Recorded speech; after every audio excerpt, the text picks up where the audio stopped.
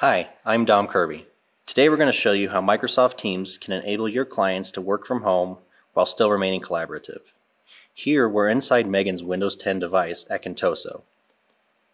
Megan's used to using Outlook to communicate inside and outside the organization day to day.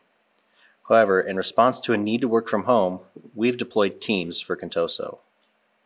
Megan has the Teams app open, and in this screen she can communicate with Alex using a direct message. Alex will get notified immediately that he's received a new message. Depending on the nature of the discussion, they may choose to start a call by clicking here, start a video conference by clicking here, or even share screens and collaborate live on the Contoso NextGen document they're working on. You can see that Megan has multiple chats going and can even start a group chat if she desires by adding someone to the existing chat.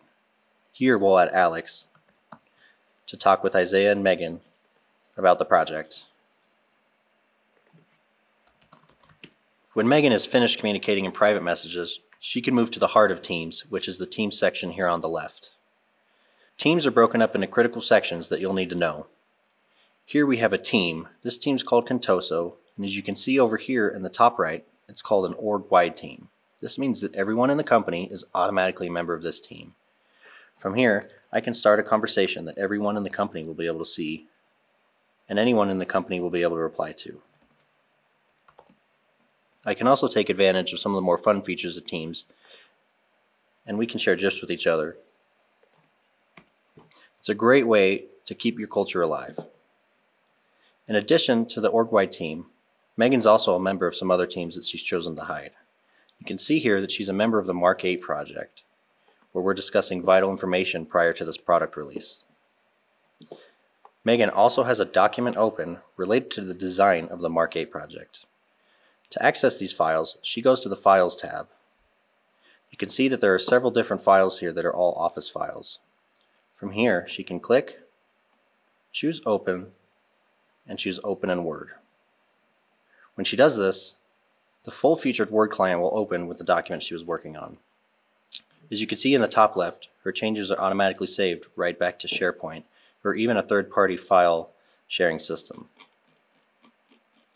As she works on the document, her coworkers will also be able to log in and work on the document at the same time as her. When she's done, she simply closes Word as it's automatically saved. The next key component of working inside a team is group meetings. As you can see here, there are several different options under the Message Compose box. Using this camera icon, Megan can start a meeting with everyone that has access to this channel. Once Megan has started the meeting, anyone who's running late can click right here to join right in and start collaborating. In addition, meetings can also be recorded and will be saved right back to the channel for future reference. Recording meetings is a great way to capture all the information you need when working remotely. This allows anyone who had to miss the meeting to catch themselves up. Other key features of Teams include the ability to format a message. In this example, I've hit the A down here to open the message formatting pane. Instead of a conversation, I'm going to make an announcement.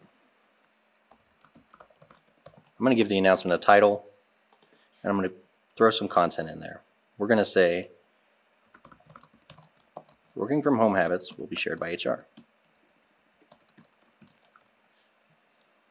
I have a few different options that also help make sure that my announcements get seen by the people who need to see them. For example, I can hit the three dots over here and mark this as important. This will notify everyone on the team that something important has been posted in here. In the case of an announcement, I can also block replies to make sure that it doesn't get messy. If I'm looking for a team that I'm not currently a member of, I'll look for this button down here that says Join or Create a Team. Depending on your organization settings, you may not be able to create a team. Any public teams will be displayed here for you to join. In this case, Contoso doesn't have any available public teams that I'm not a member of. In other circumstances, a team owner may share a join code with you that you can enter here and click Join Team to automatically join the team. The next key component of Teams that will help you work remotely is meetings.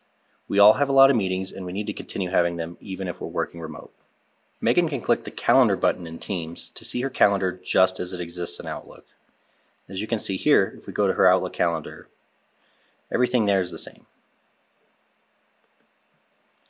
From here, I can see if any of my meetings are online meetings. Right now it doesn't look like Megan has any meetings, so I'll go ahead and schedule one by hitting the New Meeting button here. Similar to an Outlook meeting, I'll need to give it a title, add some attendees. Let's invite Isaiah. I'm going to need to give it a date and time. We'll leave this as an evening meeting for now. We can still specify repetition. We can tag this meeting to a channel, which means that everyone in the channel will automatically be able to join the meeting. And I can type some details about what we're going to talk about. From there, I can hit send. Isaiah is going to receive an Outlook calendar invite just like he always has. The difference is that when either Megan, Isaiah, or any other meeting member look at their calendar in Teams, they can click on this meeting, and they're presented with a big purple join button. Once they hit this join button, they'll be joined to the online meeting where they'll be able to share screens, cameras, chat live, and have a text chat. In addition, there are features that can be added by your administrator to include whiteboarding, third-party apps, and integrations with other meeting platforms if needed. Once Megan has finished up her meeting, she can go to the activities section in Teams to get caught up. Think of the activity like your social media feed. It's going to condense information across all of Teams and everything you're tied to and put it in one spot. For example, you can see Adele replied to one of Megan's earlier messages in the sales and marketing team and the monthly reports channel. You can also see Pradeep reacted to some of her messages, and several other things have happened since she's been away, such as app mentions that she should probably check on. The activities section is a great way to check the pulse of your team when you've been away for a while. Similar to in the office, we like to joke around and have fun with each other. Teams enables that capability through a number of online communication methods. It's important to maintain your culture when you're working remotely and not seeing each other quite as much. As you can see down here in this toolbar, there are several different options to include stickers, a huge library of GIFs, and emoji. These tools provide important ways to share what you're really thinking and to have fun while communicating with each other. For example, we'll put in a fun GIF and share it just like that. Unlike when you're communicating face-to-face, when you're communicating online, your coworkers can't see how you're reacting to things. That's why GIFs, emojis, and other fun tools become a great way to communicate with each other when you don't see each other.